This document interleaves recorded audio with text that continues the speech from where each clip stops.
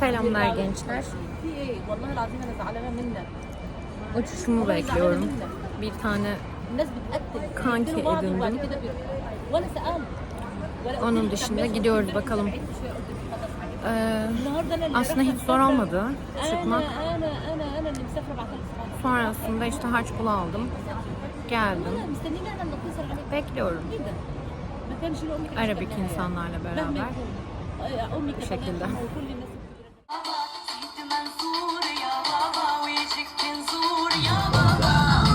Bu arada uçağın kalkışı mükemmel arkadaşlar. Şimdi sizi dinlemeye davet ediyorum. Allahümme inni a'udhu bike min va'afâ'is safar ve keâbetil manzar ve su'il munqalab fil mal vel ahl.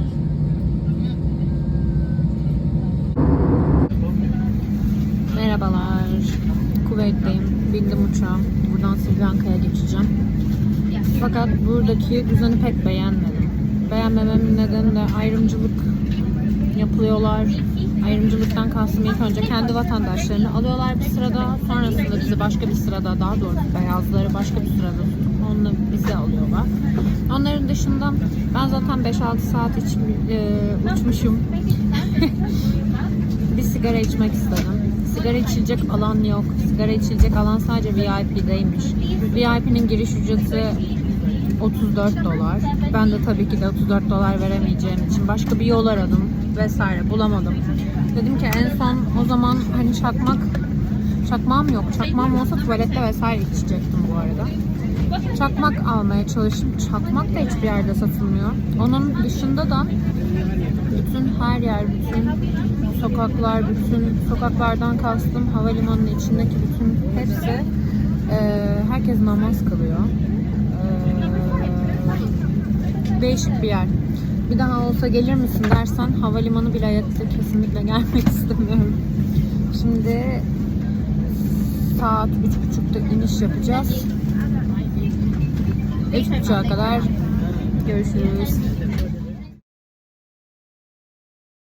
Yoğun geçiyor, evet. Zor bir yolculuk muydu? Aslında evet, ama beni en çok zorlayan Kuveyt tarafıydı. Kuveyt'ten aktarma yapmak, Kuveyt havalimanını, o insanlar sürekli her yerde secdadeler. Sürekli hacca gider gibi beyaz elbiseler, uzun sakallar, Hindistanlılar, Pakistanlılar, o ağır koku derken ben kendimi gerçekten orada bir kaybettim. Ne yapıyorum ben ya falan dedim ama çok... No problem, lady. Okay. Colombo. Here. Culture Triangle Corner. Colombo, first you go here, Culture Triangle Corner. After you come, Kandy. Kandy to here by train journey. London, Adelaide. Okay. After you go the safari, relax for the beaches. That's for the Okay. journey.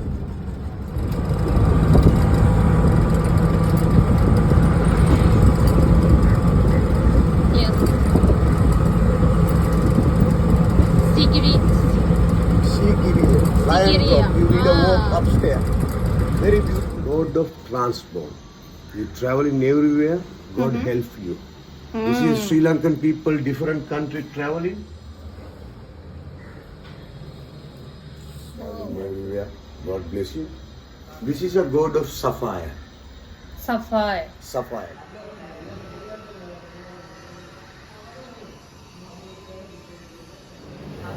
Hopa. Yeah. What is it? Hopa. Hopper meaning make for the rice powder. Sri Lankan hopper. Okay? Okay. This is coconut roti. Coconut. Coconut roti. Coconut roti. Roti.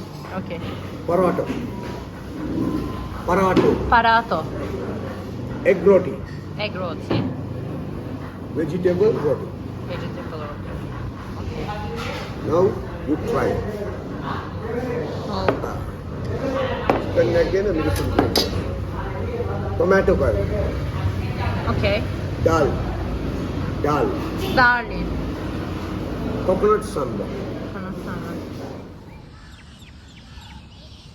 This video, I need a camera. Photographer. Thank you. Okay, no Thank you. problem. You have to enjoy. You like enjoy. Yes.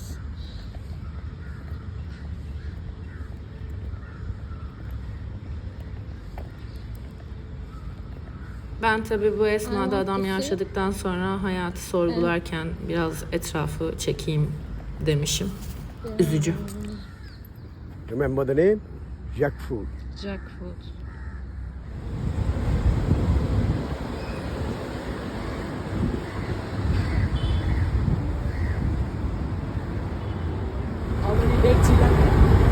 I don't know. 1 week, no, 1 week, 2 weeks, 3 weeks, but 1 month, 2 months. Maybe, I don't know.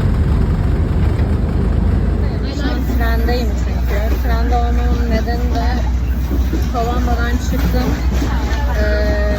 Şimdi kendi tarafına gidiyorum. Fakat biraz uzun bir yolculuk. Ben first class, aslında ilk başta ikinci class'ta almayı düşünmüştüm zaten. Ama bana dediler ki ayakta kalabilirsin. Hani oturma yeriniz yok. O yüzden dedim ki okey. Birinci class'tan alayım. Sonra birinci class'tan yer olmadığını öğrendim. Otomatikman ikiye kaldım yine. Ben İstanbul'da olduğum için, metrobüs sevdamda belli bir zamanlar olduğu için binmekte zorlanmadım. Çünkü kendim aynı metrobüste zincirli kuğuda gibi hissedip kendimi attım ve oturdum. Çoğu kişi ayakta.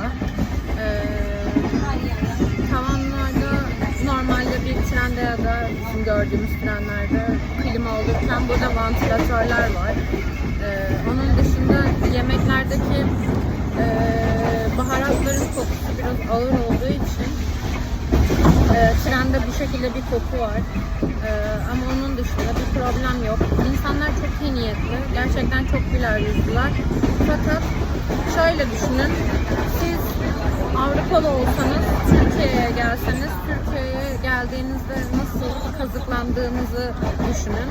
Ve aynı şekilde burayla eşleştirin. Çünkü bir yere gitmek istediğinde, bir şey yapmak istediğinde herkes ben yardımcı olurum deyip aslında paranın peşindeler. Tamam, evet, yardımcı oluyorlar ve güler yüzlüler ama yeterli paranız varsa çok güzel geçinebilirsiniz burada ama bakalım, görelim, gezelim.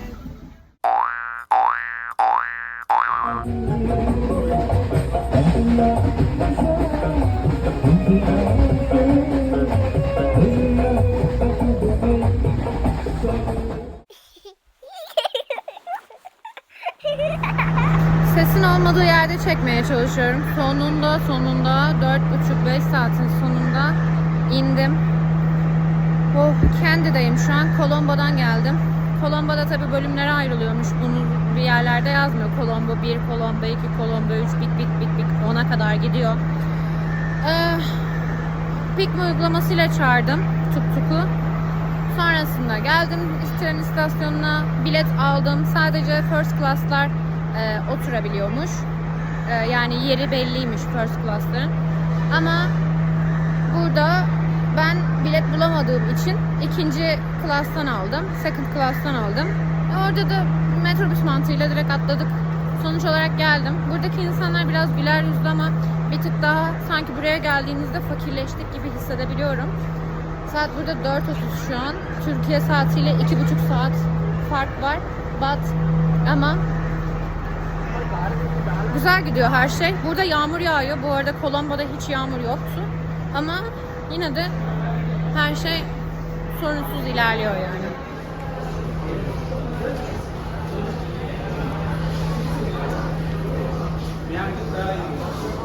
Burası gişe.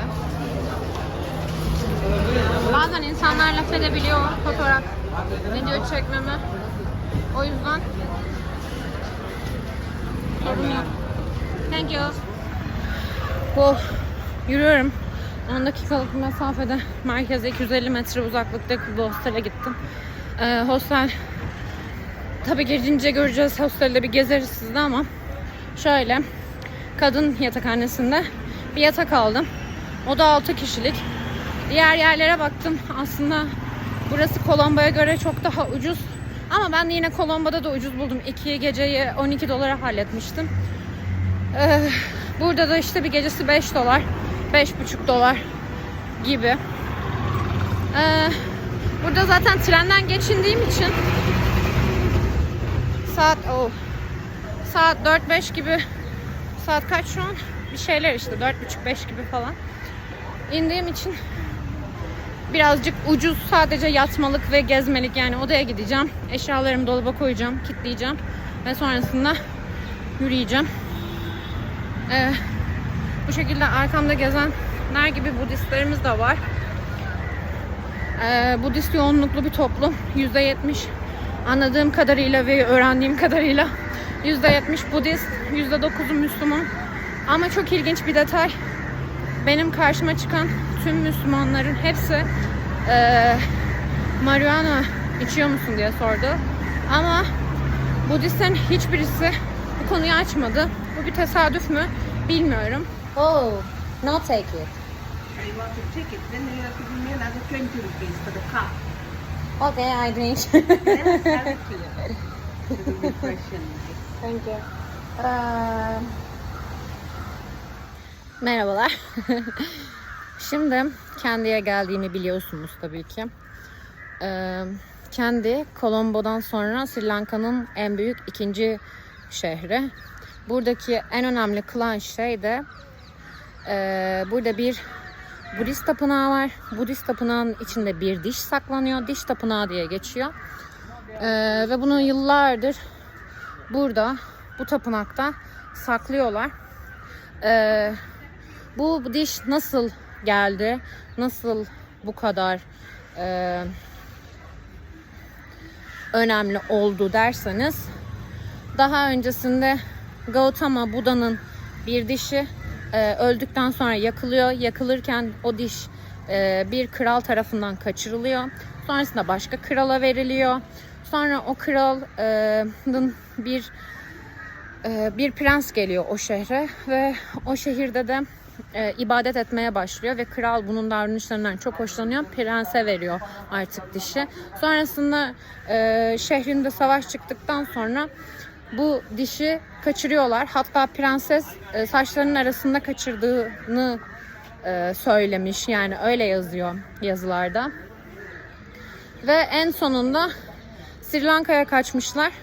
Bu dişi saklayabilmek için ve güvende hissedebilmek için. Bunun nedeni de burada Budizmin 2500 yıl boyunca hiçbir sıkıntı olmadan yaşayacağı ve büyüyeceği gerçeğiydi. Ve bu yüzden bu tapınakta şu an bu saklanıyor. Şimdi içeri gireceğiz. Birazcık güvenlik kontrolleri var. Sonrasında hemen açıyorum. Evet, şimdi diş tapınağındayız. Burası bir şeyler satın alınan bölüm. Mum vesaire, işte içeride şallar var sanırım, bilmiyorum, gezeceğim, göreceğim.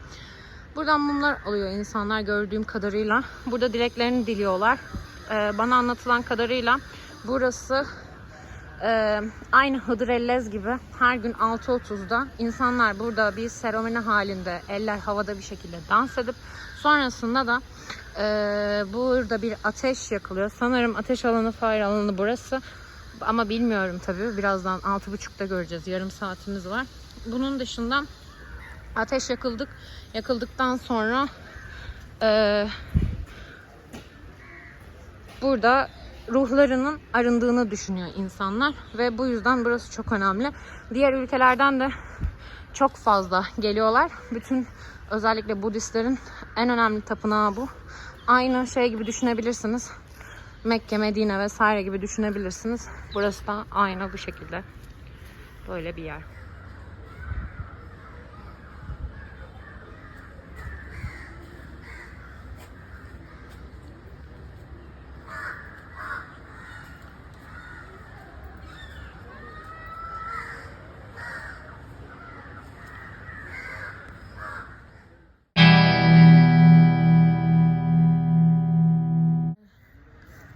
Şu an Gautama Buda'nın heykelinin olduğu yerdeyim.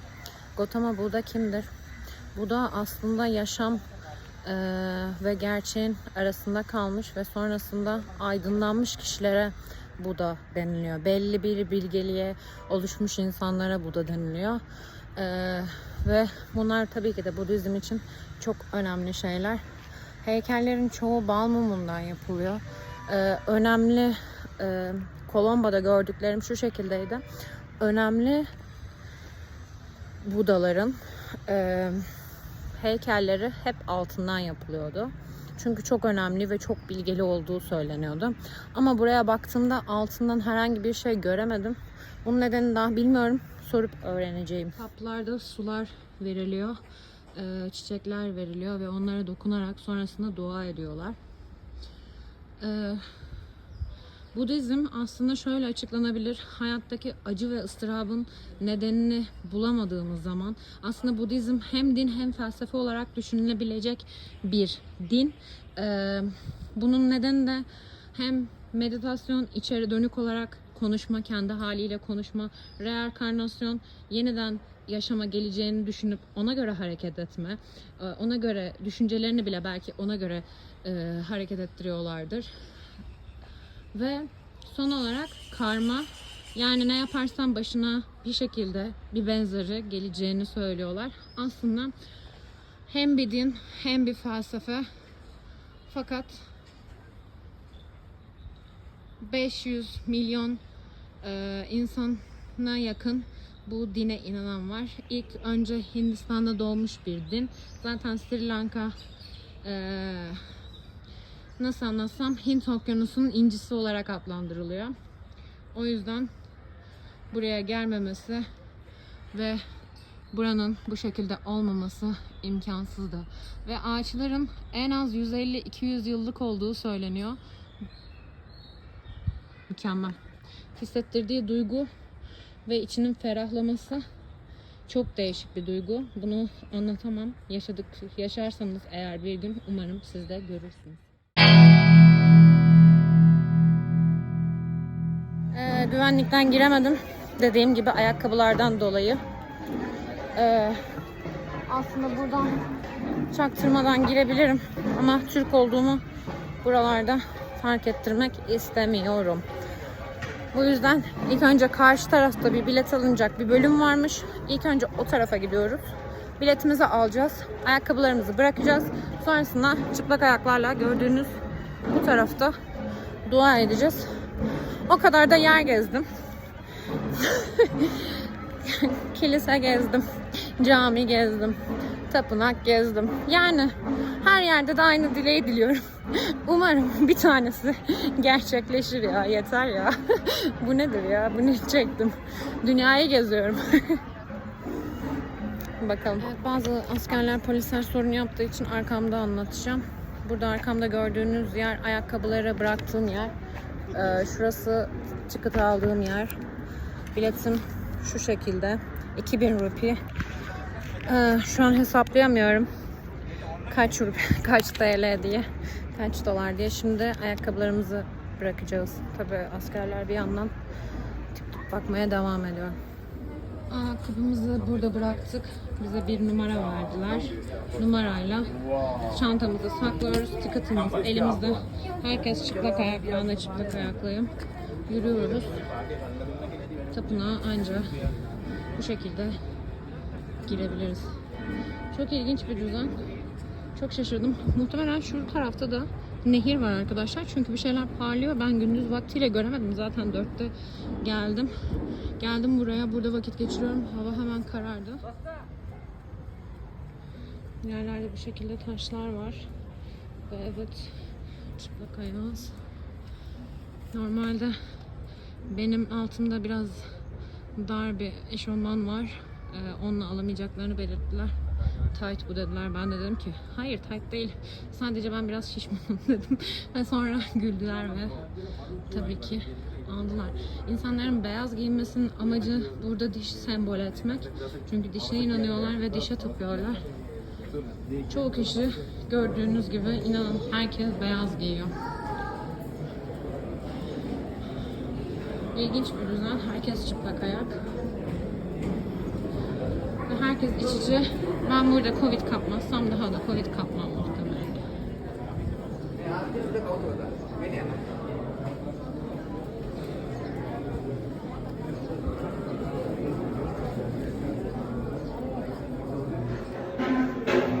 burası farklı bir düzen. Biz de camide müzik çalamayız örneğin. Burada burası o şekilde değil. Burada bu şekilde ruhların geleceğini ve ruhların arınacağına inandıkları için müzik yapıyorlar. Şimdi hep beraber biraz izleyelim. Burası birazcık sıcak ama sorun yok.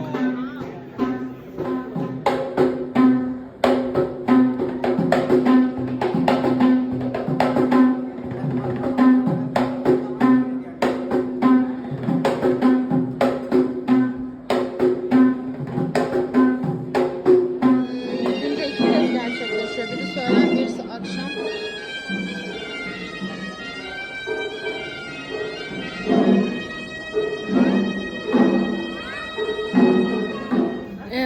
Bir sürü tapınak içinde tapınak var. Buralarda su var, içilebilir su. Fakat bir yerlerden bir yere geçiş yok. Ve ben sanırım en sonunda kaybolacağım. Şey gibi düşünün bunu. Heybeliada'ya gittiniz. Deniz taşlı. Deniz çok güzel. Ama ayaklarınız acıyor. Öyle düşünün. Tam olarak bu şekilde. İçim ferah. Değişik bir duygu. Gerçekten herkese tavsiye ederim. Buralarda ateş yakılıyor. Arkamda ateş yakılan bir bölgeyi görüyorsunuz.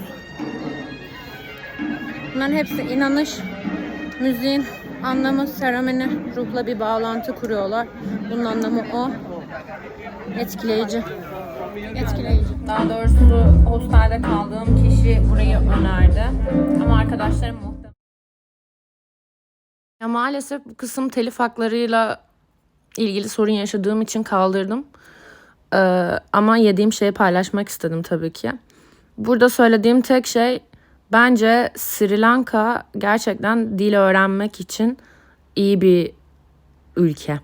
Can you say it once? Amına koyayım. Oh. Amana koyayım. Is that good? Yeah. It's good pronunciation. And right. No. Beni izlediğiniz için teşekkür ederim. Lütfen takipte kalın. Hep beraber gezelim, hep beraber görelim, yaşayalım. Takipte kalmayı unutmayın. Seyri Gökçe.